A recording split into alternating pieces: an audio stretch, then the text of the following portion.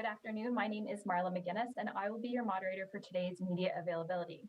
Joining us today are Jason Mew with Nova Scotia's Emergency Management Office, Bob Robichaud at Environment and Climate Change Canada, Sean Borden from Nova Scotia Power, Christina LeMay from Cape Breton Regional Municipality, Ansel Langell from the Canadian Red Cross, and Troy Red with Nova Scotia Public Works. Mr. Mew will start us off with some opening remarks, and then we'll take questions from the media. Go ahead, Mr. Mew. Perfect. Thank you very much. Hello, everyone. I'm pleased to be joined here with a few of our partners to provide a brief update on the preparations underway across Nova Scotia in advance of the approaching storm.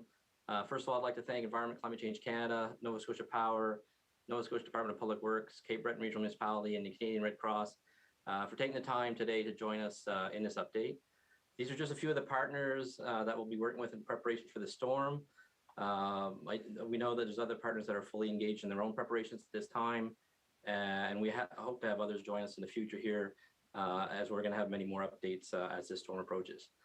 Now, just let me tell you about some of the work that we've been doing, and then I'll turn things over to the moderator to facilitate questions today. So the Nova Scotia Emergency Management Office, we've been working closely with federal, provincial, municipal, and corporate partners to monitor the storm, identify potential risk, and to prepare to respond to these impacts. And as you're well aware, based on the current projections, and the storm is going to make impact with Nova Scotia, we'll be activating the Provincial Coordination Center at 8 a.m. on Friday, September 23rd, and we'll be operating 24/7 until the situation has been resolved and the storm has passed. So just at this key time, I'd like to pass on some messages to Nova Scotians just to make sure that everyone continues to monitor local weather forecasts and take some necessary precautions to be ready before the storm hits. I cannot stress this enough, just being aware and prepared by securing outdoor items, furniture, items you might have on your patio, trimming or moving some, damaged trees or limbs, and just making sure everyone has their 72-hour emergency kit ready, and obviously charging cell phones and other devices just to ensure that you're as prepared as you can be to weather out this storm. And then also just to remember to check in on your neighbors and help where possible. With that, I'll turn things over to the moderator, and we'll be happy to address your questions. Thank you. Thank you very much. I'll now call upon reporters to ask their questions. We do have a number of reporters on the line, so we'll use the one question, one follow-up format. When I call your name, please identify who your question is for. We'll start with Mike Gorman with CBC. Go ahead, Mike.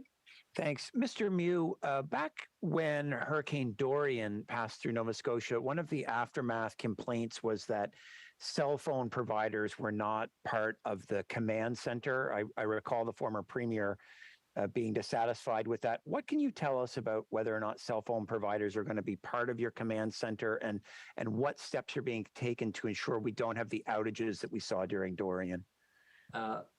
So we've been in contact with our communication providers such as Bell and Eastlink and Rogers, and we recently just had an exercise with those representatives. So we believe they'll be fully engaged in this storm, and we've reached out to them to identify who's going to be present, working with us in the Provincial Coordination Center, throughout this storm. So we're looking for full participation from any of these critical infrastructure providers. And question? Yes, I do. Thanks. Mr. Mew, I think this is for you, although perhaps the Red Cross might have something to say about this as well. As you know, we have folks in various parts of the province who are living in tents at the moment.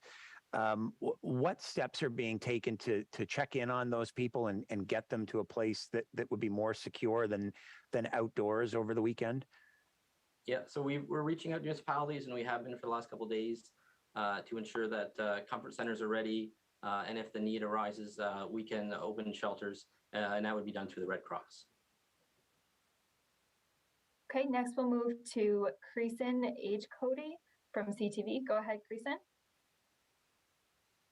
I guess this is still kind of a wait and see, depending on which direction this hurricane goes. But can you kind of explain to the public, should they be alarmed? Should they be worried? Kind of give the public a general sense as to what to expect from this storm. Is that for myself or for Bob or Environment Canada? I guess whoever can answer it. Maybe yourself as well, Mr. Mew. So looking at the modeling and obviously the briefings we've received from Environment Climate Change Canada, it does look like Nova Scotia will be impacted. So I think everyone should take this storm seriously and make the necessary preparations so that they can ride out the storm. And obviously going back, just having your kit ready, having a plan for your family, charging your cell phones. But we will definitely see impacts from this storm. They're going to vary depending on what part of the province you're in, but definitely now is the time to make those preparations. Do we have a general sense as to how many people are going to be impacted? As far as I'd say most of the province is going to be impacted in one form or another, but we are probably going to see more severe impacts in central and eastern Nova Scotia. Next, we'll move to Jen Taplin with the Chronicle Herald. Go ahead, Jen. Just wondering, are there any areas where you're expecting some localized flooding? Yeah, we're definitely going to be getting a lot of rain, and I know Environment Climate Change Canada are firming up those forecasts, and we'll have more information on the exact amounts tomorrow. But definitely central Nova Scotia and eastern Nova Scotia are going to receive a fair amount of rain. So we've reached out to municipalities to make sure that they're aware that that flooding could occur. Has there been? Oh, sorry. Has there been any thought to any evacuations along the coast yet, or is that still too early to say? A little too early to say. We'll have more information as the forecast firms up in the next day or so. But we'll certainly be in touch with all the municipalities and prepared to advise if that becomes an issue or an action that we have to take. Just a reminder, reporters, please identify who your question is for, so they're prepared to answer. Next, we'll go to Kyle Moore with CTV Cape Breton. Go ahead, Kyle. My question is for Christina Lamy. Just first of all, Christina, can you tell me what the CBRM is doing to prepare and get ready for the storm? Emergency management's been at this now for a couple of days. We are very much in the method right now of telling people to be ready in every sense of the word. Prepare around your house, prepare the materials you're going to need, water, batteries, fuel your car up, everything that you need to do to be ready for what could be an extended power outage. So we're looking very much right now at the message to the community and the message to everyone across Cape Breton to prepare today, continue to prepare tomorrow for a very intense event on Friday evening into Saturday. And Kyle, do you have a follow-up question? Yeah, are there any plans to open comfort centers before the storm or after the storm? I'll turn that over actually to Bruce Mcdonald. Our emergency management lead is here with us as well. So this is Bruce Mcdonald, who is the emergency management lead for CBRM. Hello, Kyle. So we've reached out to the partners we normally set up our comfort centers through. We traditionally don't open them prior to the storm. We don't want people traveling during the impact phase when it may be dangerous. And we also want to take a look and see where the greatest impact is within the municipality. So although we do have that network of comfort centers established, we won't be opening those prior to the storm. And when we get that information on greatest impact, and once again, when it's actually safe to travel for people to go to a comfort center site. And we continuously encourage, of course, 72 hours personal preparedness and making sure that if you're at home, that you have a plan for yourself and your family and that you have your emergency supplies available. Okay, next we'll go to Chris Connors with the Cape Breton Post. Go ahead, Chris.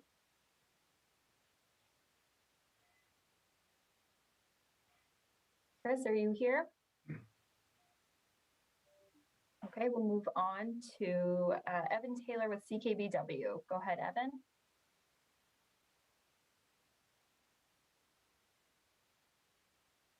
No, okay. Let's try Steve MacArthur with Hot Country 103.5. Steve, are you there? Sorry, I am here if we want to circle back. Okay, we'll stick with Evan then. Evan, do you have a question? Yeah, my questions are for Mr. Borden. Firstly, what resources have been mobilized at this point in time by Nova Scotia Power in anticipation of the storm? So we've been watching the storm all week like our partners and getting prepared for it. And to date, we've mobilized over 500 field resources. We'll continue to monitor the weather and adjust our resource plans in the coming days. And then as a follow-up, just how do you reflect on this past summer, how tree clearing efforts went? Do you feel the power lines are in a good position as we go into this storm? Are you guys on schedule as to where you wanted to be or behind? Just kind of how are we doing on that front? We continue to make investments on tree clearing around the lines every year. That's something that's a part of our normal course of business. That said, the wind speeds in this event are very significant. So there could be trees that come into contact with power lines causing outages just based on the sheer magnitude of the wind speeds coming with this weather system. Okay, we'll move over to Steve MacArthur with Hot Country 103.5. Steve, are you there?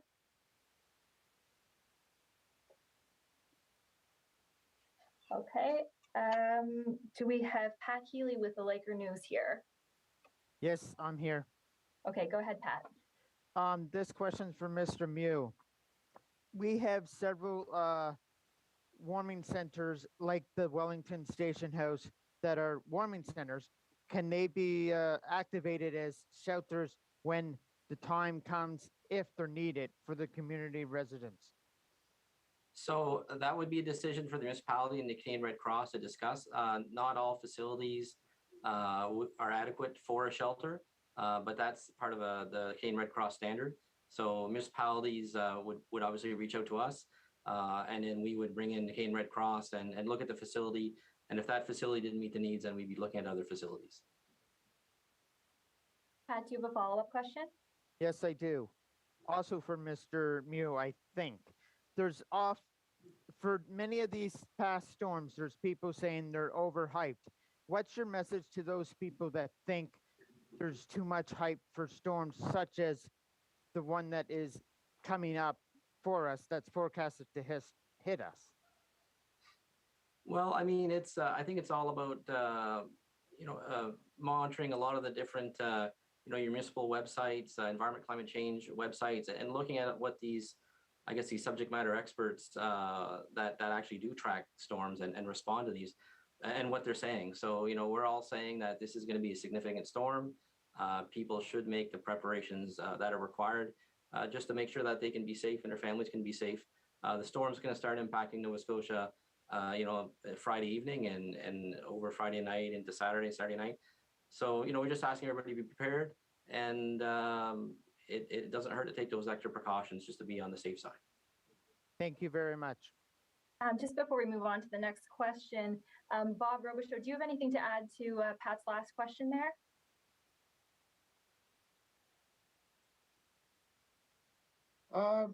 Well, essentially, what we have is the latest science in tracking these particular storm systems.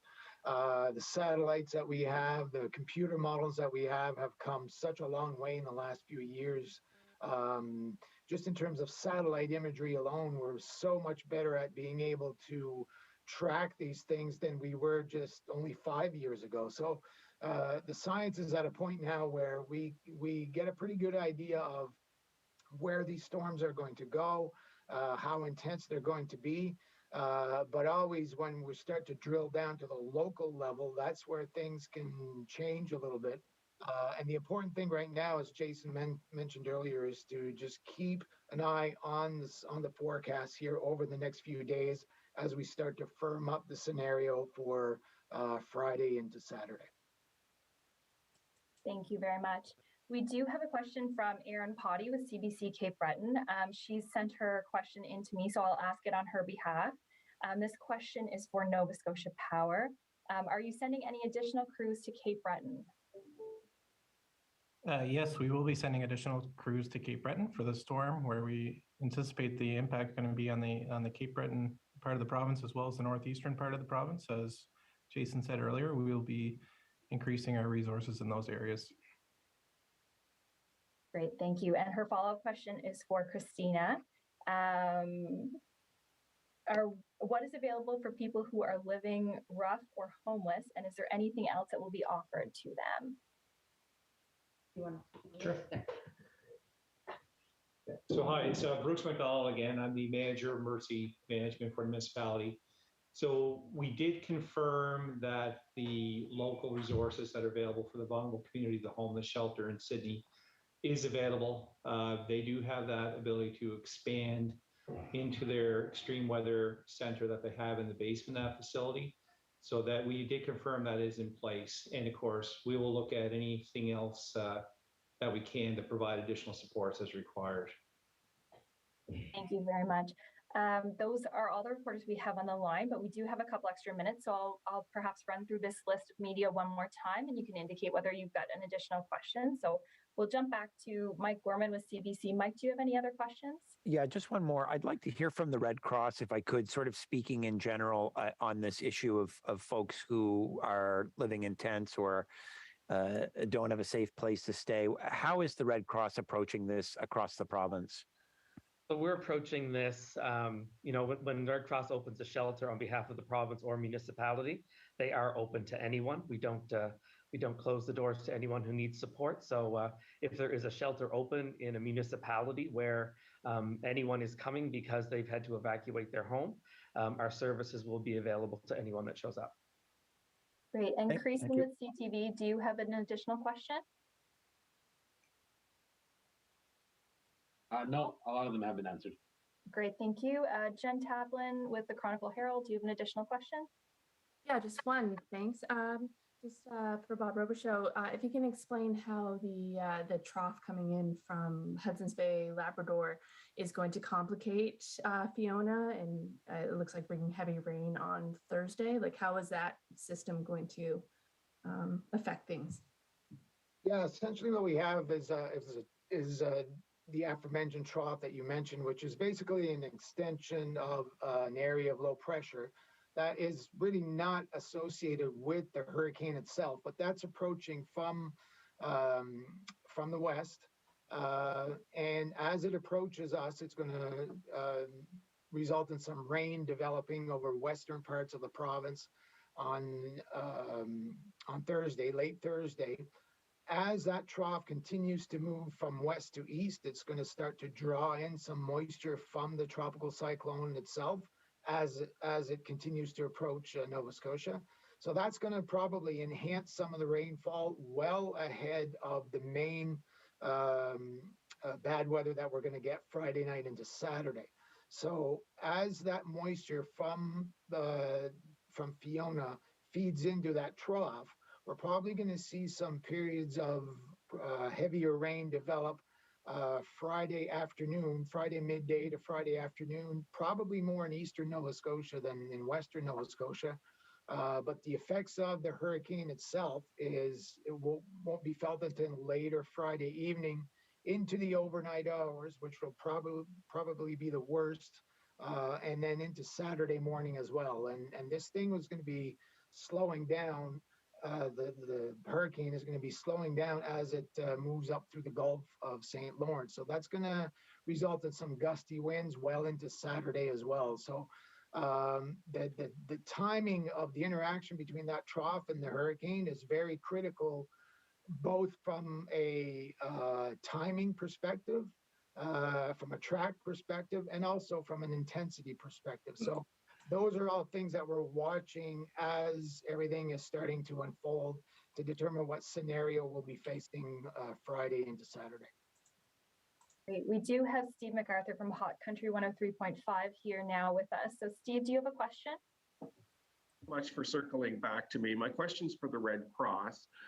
Given how expensive things are today and cost of living increases, I was just wondering if you have any tips or suggestions on what people on limited budgets can do to put together an emergency kit in the event of extensive power outages. I do agree that the cost of everything is certainly increasing. However, when it comes to a personal preparedness kit, you'd be surprised how many of these items you might already have. I'm thinking of some canned food, a can opener, bottled water, things like that, to be prepared, have access extra medication on hand, supplies for your pets. There's no need to go out and be extravagant in building a personal preparedness kit.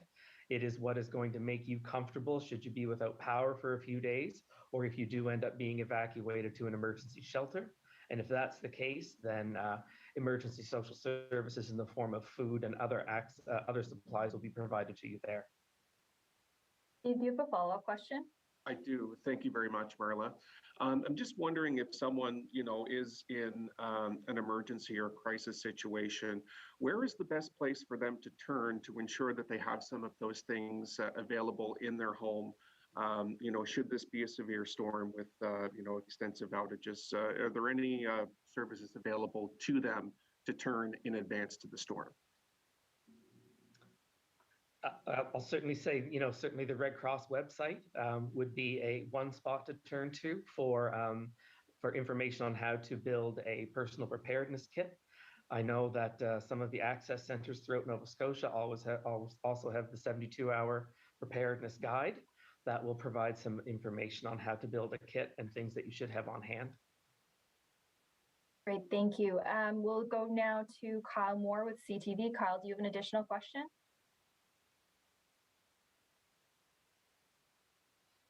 Okay, Evan Taylor with CKBW, do you have an additional question? I do, yes. This is for Jason. I'm just wondering, for anyone who might be a boat owner in the province, have you guys come to a decision on whether or not they should be pulling those for this weekend, or does that sort of depend on where you are? I think most yacht clubs and marinas have their own internal policy in regards to what you should be doing with your recreational vessel. So if anybody's wondering what they should do, they should probably reach out to a yacht club or their marina, I guess, for guidance. But it's always best to be on the safe side, given the fact that the storm's only a couple days away. Great. And Creason with CTV, you said you had one more question? Yeah, it explains itself, Jason, but can you just explain, as to why travel was not recommended and for how long when the storm was here? Well, I mean, in the peak of the storm, when you have high winds and if we're going to be receiving a lot of rain, depending on where in the province you're going to be, driving through roads that are underwater or potentially running into some debris from a fallen tree, it's always best if you can to stay home during the storm. And really, this is a time where we're trying to reach out to people to make sure they're prepared now, so they're not going to a grocery store in the middle of the storm looking for bottled water or phone charger or something like that. It's just a good idea to stay off the roads, whether it's a post-tropical storm or hurricane or even a large snowstorm. You're just adding risk to yourselves and your family in being on the roads during that time. Okay, we have two more questions from reporters, but they're coming through me, so I'll ask them on their behalf. So the first one is from Erin Potty with CBC Cape Breton. She's wondering if Nova Scotia Power can say how many more crews are heading to Cape Breton. As part of our planning process, we continue to monitor the weather and we make final resource decisions to get people into place ahead of the storm. So in this case, we'll be making those decisions Thursday night and Friday morning, but there will be additional resources in Cape Breton for the storm. Okay, and the next question is from Jean Laroche with CBC. I'll direct this, Jason, to you, but if somebody else feels they can contribute something to it, please feel free to jump in. Is anyone visiting tent sites to urge people who are camped out to seek shelter in a more appropriate site? These people may not be tuning into these updates and have limited ability to hear warnings. So we've been in contact with all the municipalities in Nova Scotia. So we'd really ask municipalities to reach out if they're aware of any sort of encampment sites or anyone, I guess, living in the rough on the streets or within their communities, just to reach out and to ascertain where they plan to spend that time during a storm, or if they're even aware that there is a storm coming. Great. Those are all the questions we have registered for today. I'd like to thank the participants for all being here this afternoon. And thank you to all the reporters for your questions.